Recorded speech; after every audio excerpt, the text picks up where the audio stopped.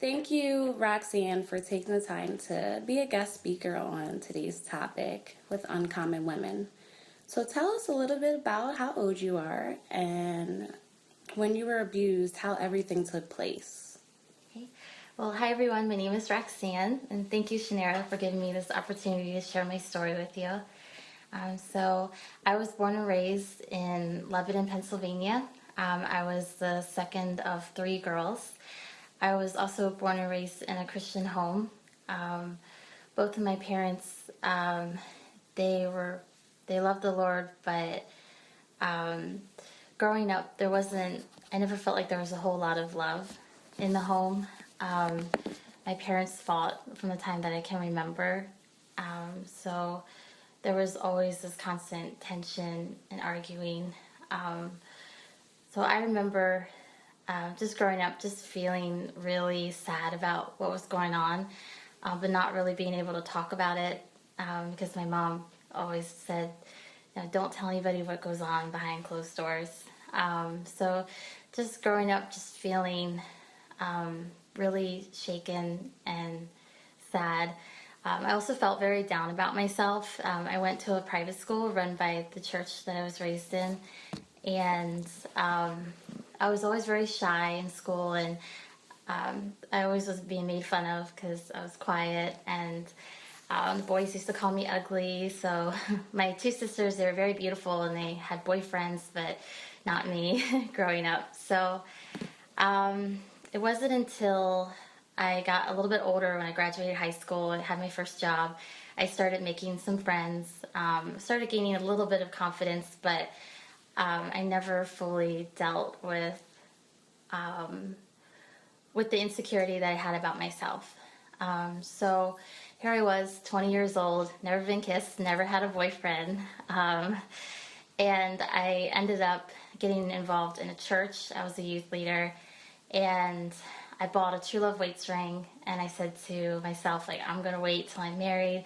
I firmly believed that God was going to give me a marriage, not like my parents, that God was going to raise up a godly guy who was going to pursue me through him.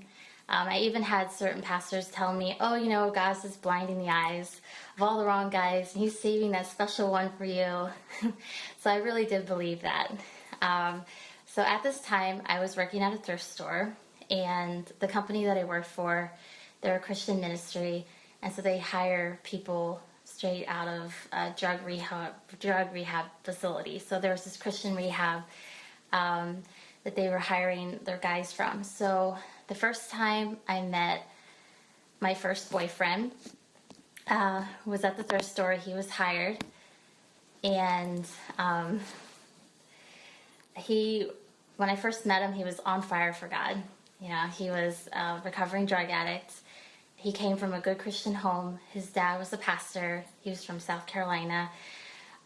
So he had that southern charm, and he loved God, and I instantly, started, falling for him. And we had a very quick relationship. We started dating, and I want to say that we only dated 10 months before we were married. But I remember shortly after we started dating, he told me that when he first met me, he felt God tell him, "There goes your future wife." So when he said that to me, I thought, well, this must be it. This must be the one, And so we ended up getting married, and literally right after the wedding was when everything changed. So The first time he ever laid hands on me was on the honeymoon itself. We were a couple days married, and we were arguing about something, and he just got mad, and next thing you know, he reached over and slapped me right in the face. Wow. I just remember just feeling very shocked by that. I never saw that coming. Obviously, after he did it, he was sorry. And then he ended up, I said, I forgave him, and he said he was sorry, and everything was fine after that. And it wasn't until a couple weeks later he hit me again. And so it just became a regular thing. What started out as a slap in the face later became a couple slaps. Then he started kicking. Then he started breaking my stuff, started throwing things at me. And all this was happening over months and months of time. At the time that this was going on, I sensed that something wasn't right. He was very moody all the time. I began finding little Ziploc baggies around the house. I was finding rolled up dollar bills and white powder on the coffee table. And this is when I realized that he was doing drugs again. So after I confronted him about it, he admitted that he was doing it. It started out as a pill addiction, then later turned into a heroin addiction. So I ended up reaching out to his family for help. And my ex-father-in-law, he flew up from South Carolina, and we checked my ex into a drug rehab facility. And during this time, we were separated 5 months. Well, at this point, I was ready to leave him. Like, I had enough. I had enough of the abuse. Obviously, because he was doing drugs, he stole everything from me. When he went to rehab, I had nothing. Like, he sold the TV, he sold the Xbox. I had like $40 in my checking account, and rent was due. I didn't even have a bed to sleep in because somehow he sold the bed for drugs. It was really bad. So I was struggling, to make ends meet, and I just had enough at this point. And I told him I wanted to leave, and so he's in this Christian rehab right now, and he's begging me on the phone, please don't leave me. Why don't I know I need to change, and I'm sorry, and I still think we can make this work. Let's try marriage counseling. So I agreed to marriage counseling. So we go to our first session, and the pastor, who was also the head of the rehab that he was in, he starts pounding his fists on his desk. God hates divorce, Miss Roxanne. You cannot leave your husband.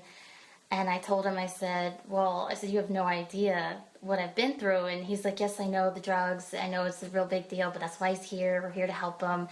And I said, Pastor, no, you don't understand. I said that he's been hitting me since the honeymoon. And I just remember the look of shock on the pastor's face. And he looked at my ex and he says, is this true? Do you beat your wife? And, my ex actually admitted it for the first time to someone that he does hit me. But his excuse for that was, I need to submit to him, and I just never shut up. I get in the way of what he wants to do. So for 2 hours, this pastor and my ex are arguing back and forth, the pastor saying, you gotta love your wife as Christ loved the church, and my ex is saying, no, she needs to submit to me, and you don't understand, and I was just ready to get out of there. Well, the pastor tells me, he says, I can see, Miss Roxanne, you've been through great pain, and I really think that you need to see a female counselor. So he recommended me to a Christian female counselor. I started seeing her, and she was this very sweet lady, but she really had no idea what domestic violence was really about. And I remember she consulted with her husband, because he was also a counselor, and they both sat down with me and they said, look, I know this sounds cruel, but there's nowhere in the Bible that says that you can leave your husband because he hits you. And they said, you're going to have to make this work. So for 5 months while my ex was in rehab, I kept going to these counseling sessions. One good thing about it was that she did teach me to get into the Bible, to quote scripture. And during this time, my ex seemed to be doing better. He was writing me love letters, and he was being very respectful. And I do remember the one time I visited him in rehab, and I thought, man, he kind of looks hype. And I thought, no, that's not possible. He's in rehab, you know. And so, anyway, my counselors, they decided to help me out because obviously I was struggling to live on my own. I was working at a thrift store, wasn't making much money, and rent was getting to be too much. So they offered for me to move in with them. So I moved in with my counselor and her husband. So about a month after living there, my ex got kicked out of rehab. And it turns out he was caught smuggling drugs in. And so as soon as he got kicked out of rehab, my counselor and them said, well, you can't stay here. After telling me for 5 months that I couldn't leave him, now he's out of rehab and they're saying that we can't stay there. So we had nowhere to go. So I remember I just packed up my stuff, and I had a storage unit, and I threw everything in the storage unit, and I didn't know what to do, where to go. I was so confused. At the time, I did not know that he was kicked out for drugs. When I called the pastor that was counseling us, the guy who runs the rehab, and I asked him, I said, what's going on? He lied to me and said that he didn't say anything about the drugs, but he said this man is not a man of God. You know, he's been nothing but problems. And I said, well, why didn't you say that to me in the marriage counseling sessions? Because he was telling me how well my ex was doing. So, long story short, we had nowhere to go. My ex-husband's dad said, why don't you come to South Carolina? I have a home for you. Just give us one last, you know, like, I'll protect you. And so I thought, I didn't know what to do. You know, I went from wanting to leave my ex to not knowing what I should do, not knowing what was right. I was confused. And so I just remember getting on my knees and just praying to God. And I took my wedding rings off and I held them up and I said, God, I'm going to give this marriage one last shot. I'm going to go down to South Carolina. I'm going to see what happens. I said, but if he hurts me one more time, I said, no, I'm going to leave him. And so I just kind of felt at peace when I prayed that. So we ended up moving to South Carolina. My father-in-law had a nice house for us, and we moved in there. And of course, not long after we moved in, all his old drug buddies were there. So he was back on doing drugs, and was back to stealing money, and he was selling his dad's stuff, and I know he stole his mother's medicine, you know, for drugs. And so everything kind of just, nothing was getting better. And so 3 months living in South Carolina, my ex attacked me. And my ex-father-in-law he picked him up and he dragged him away from me by the neck and he took him out the door. And he said, that's it. He said, like, that's the last time you're ever going to touch her. And he came in and he said to me, he said, you can't live like this anymore. God knows you can't live like this. And he says, you're going to have to leave. So I packed my stuff. When my ex went to work the next day, I packed up my stuff, and at this point, I didn't know where to go because, you know, I called my parents back in Pennsylvania, and they agreed to take me back, but they were concerned of me traveling by myself. So my dad said he was going to get a ticket, fly down to South Carolina, but there was no flight until a week after. So I pretty much spent my last week in South Carolina hiding. My ex's family took care of me. They were hiding my car in their garage and behind the house. And I stayed with his aunt. I stayed with a cousin of his. And obviously he came home from work. He saw my stuff gone, and he was furious. And he was going around asking where I was. I remember the one night I was just totally scared. I'm shaking. He's right outside screaming through the window. He was going to come in and get me. And his aunt told me, she's like, don't worry, he's not going to touch you. If he comes in, I'll call the cops. So yeah, it was a very stressful last week. But yeah, my dad ended up flying down here. I ended up getting out safely. And then I came back home to start over. Well, as we know, religion is an extremely hard topic to discuss. People have their views and endpoints on their beliefs, and you know, it does say in the Bible that God hates divorce. Any man who divorces covers his garments with violence. I do remember asking my pastor, Joel, what his input was in regards to domestic violence and how he felt about it. He's very wise in regards to the word and anything in regards to religious. And I do remember him telling me that, domestic violence is not tolerated by God, either marriage or a holy act regarding highly by God, because he is involved in it and it's his design. So a separation would be the best step for protecting the spouse and the well-being, whether they should divorce or not. And that's typically something, ultimately, their decision, your decision and your relationship. And we all know God can restore any marriage, of course, but it may be a lengthy process to help both spouses receive healing. But, that's always their choice. But I do want to apologize also for the heartache that you experienced with it. And I'm grateful and glad that you were able to, forgive them for not having the knowledge to know about domestic violence and being able to move on from it and still have the love and power that you have for God. Thank you so much for your powerful testimony, Roxanne. So, after just getting married and being, the happiest woman on earth, what was going through your head after he hit you on your honeymoon? Yeah, I just remember feeling so shocked. When he hit me on the left side of my face. I remember I saw a flash of white and my whole, left side of my face was on fire. And immediately the first thing that came to my mind was, I can't believe my husband just hit me on our honeymoon. And I just remember just feeling this sick feeling in my stomach. I had just made the biggest mistake of my life. And honestly, that moment, I just started screaming. I literally was screaming and crying, and I said, stop the car, stop the car. And we were going, I don't know, we were down the highway, and he came to a complete halt. He slammed on the brakes, and I remember the car screeched, and the tires were smoking, and he's screaming at me to calm down. It's not a big deal.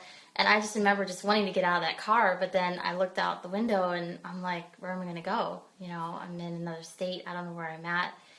And yeah, I just kept replaying it in my head. And then he even said to me, he's like, I'm so sorry.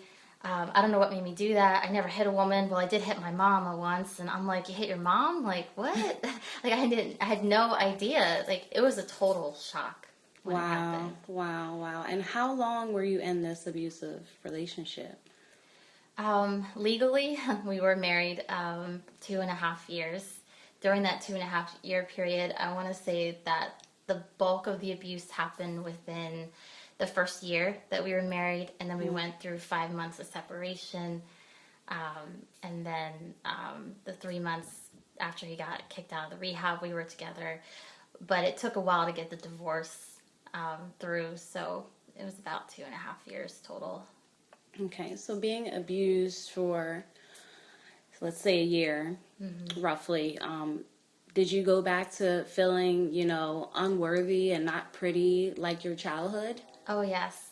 Lots of times he would say to me, you're fat, you're ugly, you're stupid, nobody cares about you. Your friends don't care about you. Your family doesn't care about you. I'm the only one that cares about you. I just remember feeling alone.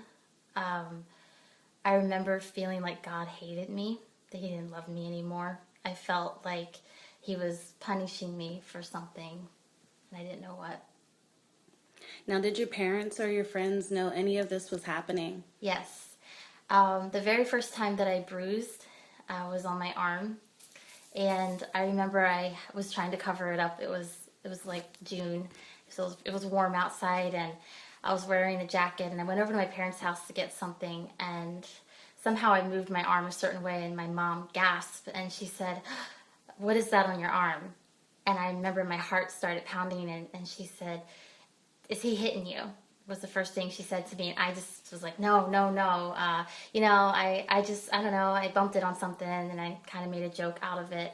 But I know that she knew. I told my sister about what happened on the honeymoon. I remember she cried with me, but she didn't really know what to do about it.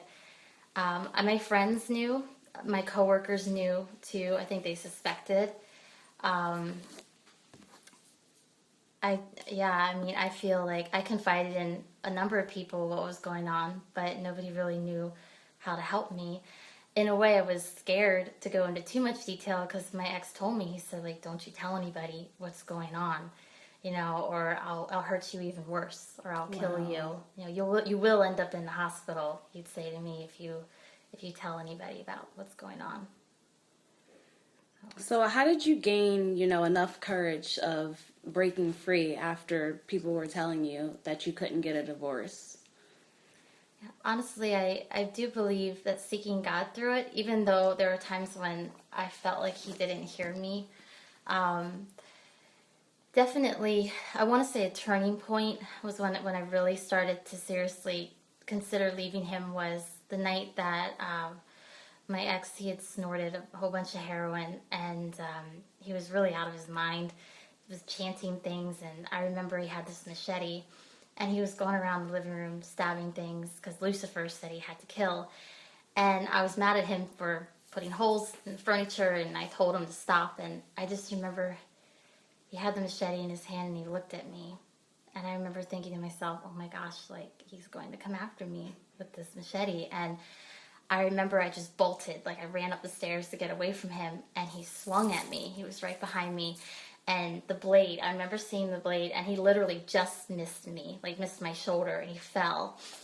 And I remember I ran upstairs, I ran into the room, I slammed the door, and he's pounding on the door, let me in, I'm going to kill you. And I'm screaming through the walls. Somebody call 911, somebody help me, because we had neighbors next door. And I just remember, he's pounding through the door, and I'm trying to hold the door shut. And I remember just falling on my knees, and I just cried out to God, and I said, God, fight for me. And literally within seconds, there was total silence on the other end of the door. And I just remember thinking, at first I thought maybe God killed him or something, that he heard my prayer. But here he just passed out from the drugs. But that was when it hit me that I was in real danger, and I could die if I stayed in this. And so I think that is what really, the fear that kept me in the relationship was kind of what also helped drive me out of it. Do you still feel as though you were punished for being married with him? I don't believe so. I do. It was a really whirlwind relationship. I did not seek God like I should have at the beginning, I will admit. I did make a lot of mistakes. But looking back through the moments when I would cry out to God to help me, to save me, to get me out of it alive, there were times when I did feel Him. And so I knew that He did, deep down, I knew that God cared about me and that He wasn't the one that was hurting me. But I guess I was just mad at Him because I wanted a pure, godly marriage. And that's what I thought God was going to give me. And I didn't have that. That's great. That's great. So what advice can you give women who's going through the same thing or, have been through what you've been through? Yeah. Honestly, first and foremost, just seek God. Even if you think that He's not listening, because I can't tell you how many times I'd sit in my car crying, saying, God, get me out of this. God, help me. God, save me. Also, I made the mistake by not calling the police on him, and I should have. I really should have. I think I was terrified, that he would get out right away and then he would hurt me or kill me. But I did have counselors that told me that I should have called the police. Honestly, seek help. Tell people about what you're going through. One thing that my ex did when we were dating, and I did not realize this till we were married and I was alone, he did isolate me from people. early on in our relationship. So the signs. Yes, I had friends, and he'd tell me, "Oh, well, they don't really look out for you. They don't really care about you." I remember spending time with my best friend, and we'd be out at a park walking around in my car. My phone would be in the car, and I'd come to my car and look at my phone, and I'd had 10, missed calls Wow. and 4 angry voicemails. Where are you? You're not with your friend. You're out with a guy. So I feel like that played a huge role in why I was alone, because he was successful in isolating me. So just be mindful of those type of signs, and just remember your worth. You do not deserve to be hit. I don't care what anyone says to you. My ex had a lot of excuses for beating me, but they were never true. They were all lies.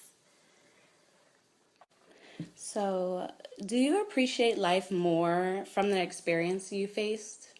Yes, I do. I definitely see life really different now than what I did before. I see myself differently. Um, you know, After I left my ex, it was a long battle of anxiety, depression. Um, I had a lot of anger towards him. I had a lot of anger towards the church, the people of God, because I felt like they left me down. I was angry at God. I was angry at myself. I was angry at my family. I was angry at everybody. I just remember just feeling like I was never going to be okay again. And I remember I went to a domestic violence counselor, and she said that the recovery is actually almost more difficult than the abuse itself. So she told me that I had a long road of recovery. And yeah, my view changed on everything about life. I learned to deal with the root of my issues. I felt like God really carried me through. There was a lot of moments where I just didn't want to get out of bed. Fortunately, after I had left my ex, he had gone to jail shortly after, and he's been in jail for quite some time now. So I didn't have to worry about him coming after me, but I still did. Yeah, and like I said, it was a long road to recovery, and but yeah, I began to view God as not only someone that saved my soul, but also someone who saved my life. So, how's relationships now? Yeah, so I am remarried. I've been married for over a year now. Congratulations. Thank you. I tell you what, my husband that I have now, truly a gift from God. The marriage that we have is a total, complete opposite of what I had with my ex. Obviously, no marriage is perfect, but it's nice to be able to have what you would call a normal marriage, where you argue over finances, or, oh, you left the toilet seat up again, like little stuff like that. My husband's very patient with me. One thing that I have to be mindful of myself is because I'd be lying if I said that I was 100% recovered, because I'm not, and I don't think that it's something that you can ever 100% recover from. But, anytime that certain things trigger certain memories, and if I get down or if I get upset about it, my husband's very understanding, and he's very patient with me about it. But yeah, I'm doing really well. I feel that God really blessed me since I left my ex-husband. He gave me double what I lost. I have a good job now, and I have more friends than what I had before. And I was able to forgive the church, and so I've been going to church again. So yeah, I feel, for the most part, I feel good. I feel happy. Every once in a while I'll have a nightmare, or, because something triggers something. Obviously, I have to avoid certain movies, like anything that has violence in it. I have to be very mindful of that. But yeah, overall, I'm doing really well. That's good. So, what makes you uncommon? I don't know. I like to think that it's not really me per se that's uncommon, but It's the one who lives inside of me. Just recently, I was talking to God, and I was prayer journaling, and I said to him, I said, God, I've been through great trauma.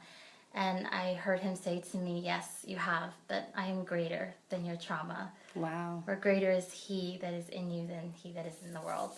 And so, I know of other girls who were in abusive relationships, marriages, and they leave them only to go back into another abusive relationship, then to another. And it's a never-ending cycle because they never fully deal with the root of the problem. And I feel that, God has not only saved me from, the mess I was in, but he also helped me recover so that I wouldn't make the same mistake again.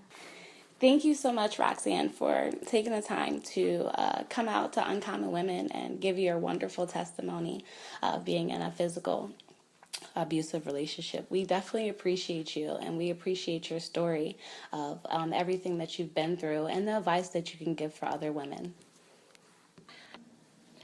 Thanks again for tuning in. Don't forget to like, share, and comment. Always remember to follow us on IG and Twitter, Uncommon3Women, and Facebook, Uncommon Women, and email us any topics at uncommonwomenpodcast@gmail.com.